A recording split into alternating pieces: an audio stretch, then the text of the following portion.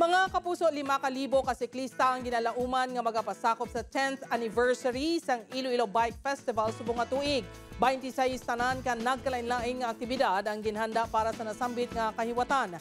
Lakip na diri ang Pedal Power Grand Fun Ride, libre nga pagpa-check up sa mga bisikleta, races kag ang attempt sa Guinness World Records sa pinakamadamo nga nagtipon sa isa ka event. Tema subong nga tuig ang Cycle for Change, celebrating 10 years of cycling culture nga nagatuyo nga mapasanyog ang 4 ka aspeto nga mo ang environmental advocacy, health and wellness, community engagement, kag empowerment and inclusivity. Magasugod ang Iloilo Bike Festival sa Hulyo 20 nga magatakop sa Hulyo 28.